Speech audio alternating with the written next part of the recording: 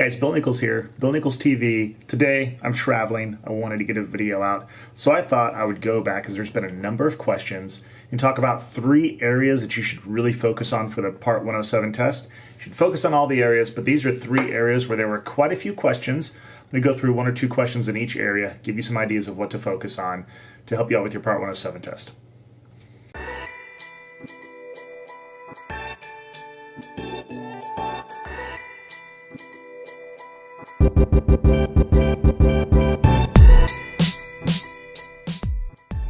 All right, guys, so today the 3 areas that I'm going to go through are crew resource management. There's a bunch of questions. I'm going to give you one that's a pretty easy one, but crew resource management, or CRM it'll be referred to, is something you definitely want to study on. So it talks about roles and responsibilities, and then what techniques should a remote piloting command use to minimize risk across a crew and across an operation.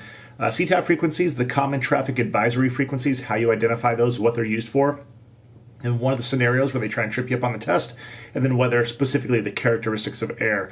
Guarantee that the 2 questions that I put on for the weather, for the characteristics of air, are 2 that you will receive on the test, more than likely. If they're not word for word, they're going to be very close. So let's get started. Let's start right into crew resource management.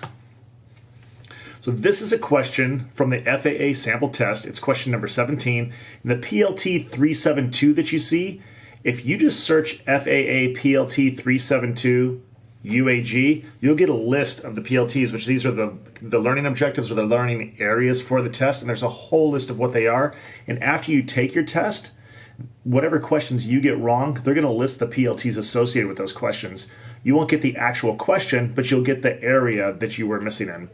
So the question here is, according to 14 CFR Part 107, the responsibility to inspect the small UAS to ensure it is in a safe operating condition rests with the remote piloting command, the visual observer, or the owner of the small UAS. A little bit of a trick question. It's not the owner. It is the remote piloting command. Anytime, one tip, anytime on the test that you say, who does the responsibility lie with? Or the person that is responsible for making the choice, or you see that responsibility word in a question, it is more than likely going to be the remote piloting command. So really quickly, let's run through some crew roles. You're going to want to know these roles because you might be asked word for word on the test. So the remote piloting command, or the PIC, it is someone who holds a current remote pilot certificate with an SUAS rating, so a small UAS rating, and is ultimately the person responsible for the flight. And that PIC, they identify, delegate, and manage all operational tasks. So anything that falls to the successful completion of that operation, the responsibility lies completely with the remote PIC. A visual observer, additional crew member to help maintain visual line of sight and help see and avoid other air traffic. So see and avoid is something that you're going to hear on the test. You're going to hear what is the responsibility of a visual observer.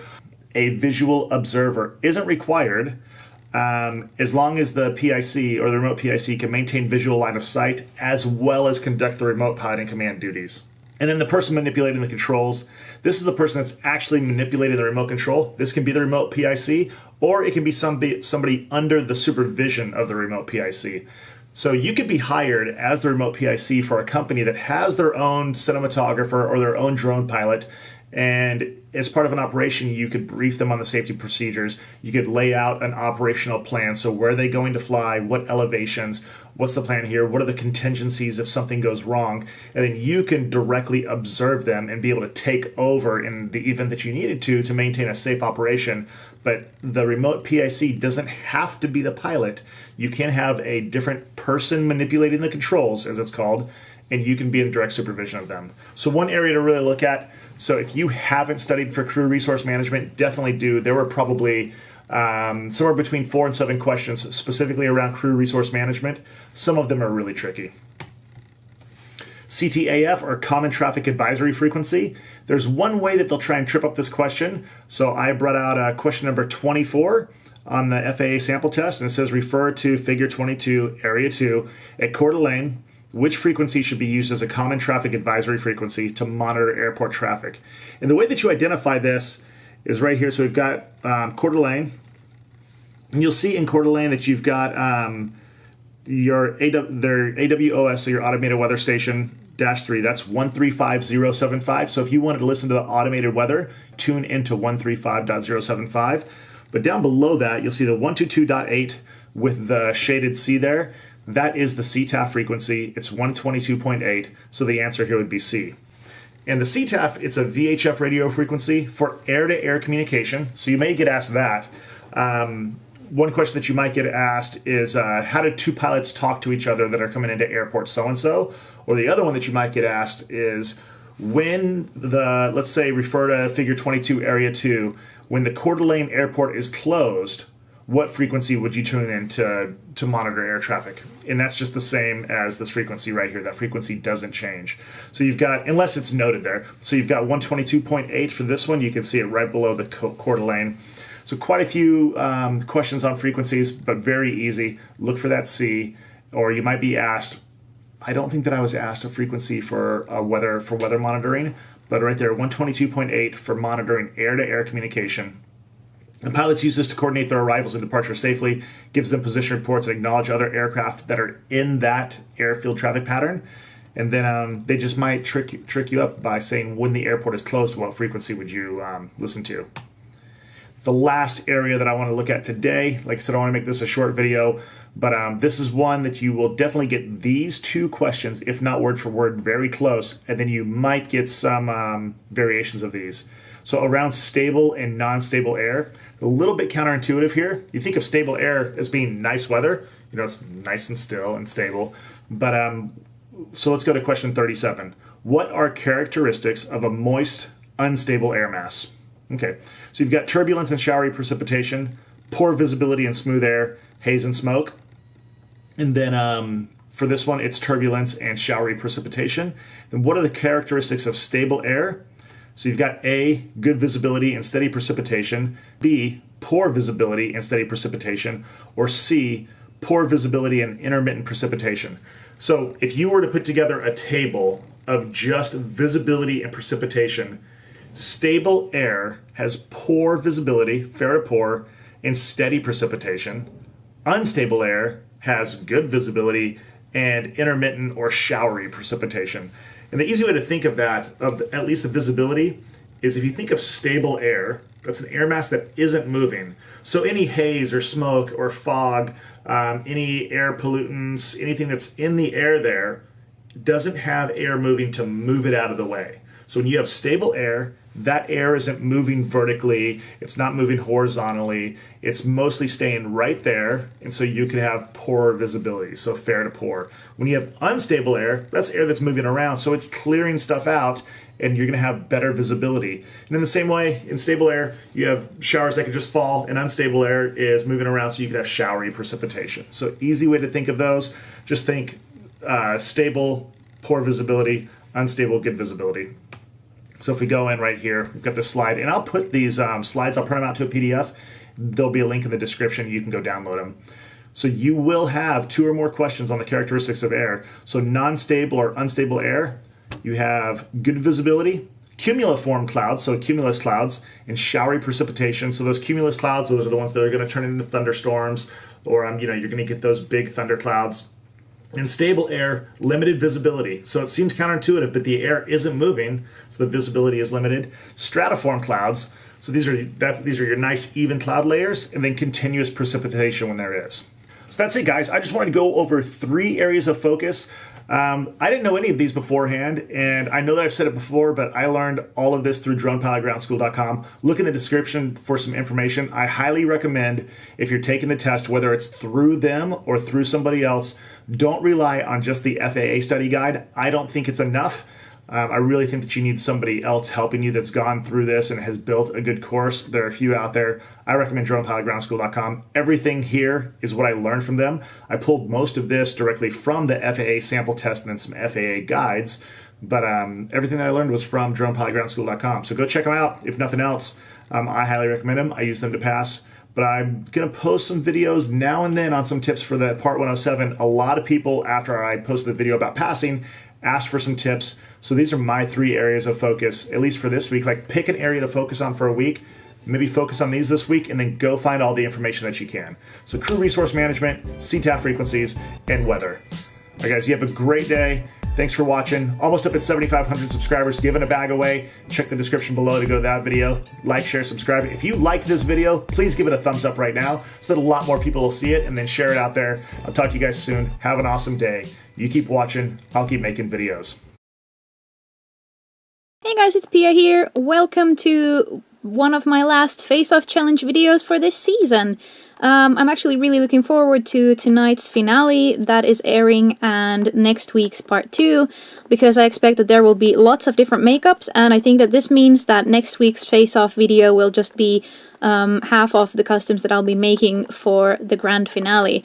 But first, let's just see what I did this week. So last week's episode was based around family archetypes, so these kind of stereotypes of these characters in family series such as Addams Family or The Munsters.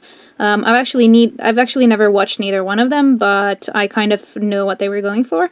But so the makeup artists in the series chose different characters, and I don't know if there was one like the one that I chose, but I just decided to make my own based on the annoying little sister. And so the concept with this one is that she is a little girl who has a ragdoll, and one day she dies, but her soul lives on in the ragdoll, and so, you know, she can still live on in that with her, you know, dead family members. But she's totally annoying, and she has a zipper for a mouth, so whenever she gets on people's nerves, her siblings just kind of zip up her mouth, and her hands are so short that she can't open the zipper. So that was the concept, and I'm just going to show you a time-lapse of how I sculpted her and how I painted her, because I actually really like the paint job on her, so hope you guys like it too. One side note, I changed up the eyes from the sketch, so don't be surprised, but otherwise she looks pretty much exactly like I planned her, so let's just get to it.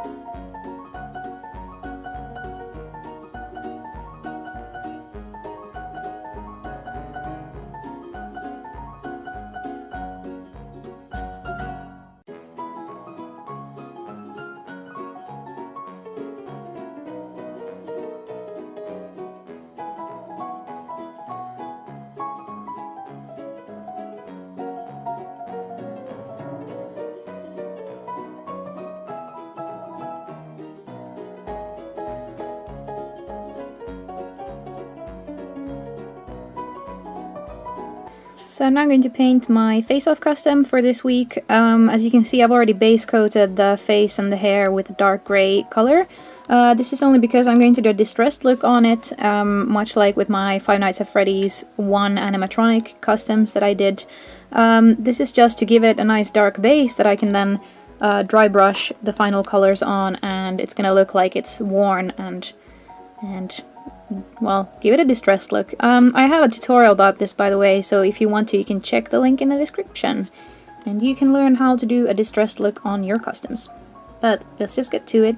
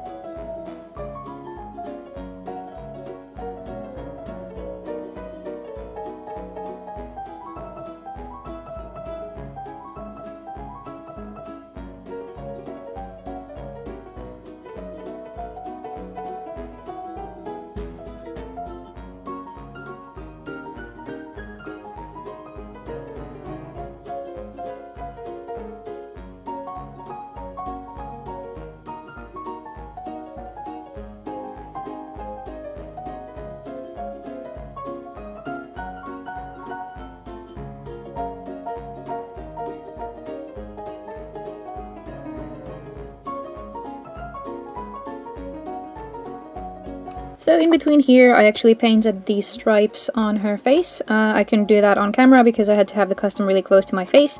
I'm also going to put stripes on the dress, so I'm not going to be filming that either. Hope you don't mind. It's very straightforward. You just use a slightly more watered down paint to get the details nice, and use a slightly darker color than your base, and you can achieve this look.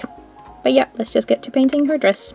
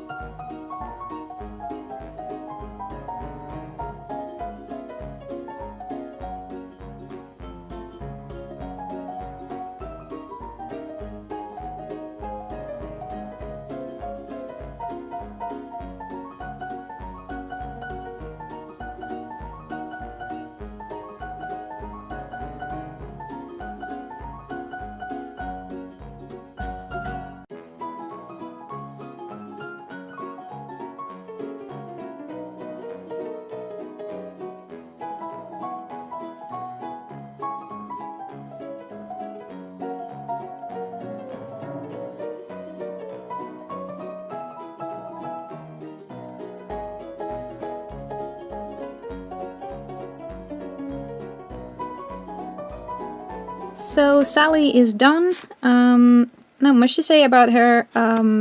She is supposed to look very cute, but still a little bit creepy. And she's obviously based on some sort of ragdoll. And I really like how she turned out. I wanted her eyes to kind of evoke sympathy. I wanted them to look kind of sad and cute, and I think that they do. So she will probably be up for sale once all of my face-off customs go up for sale, and yeah, that's it for this video. That's my cat in the background, meowing. Don't mind him. But yeah, anyway, thanks for watching this video. Hope you like this custom, and see you again tomorrow. Bye! And here's Matt saying bye.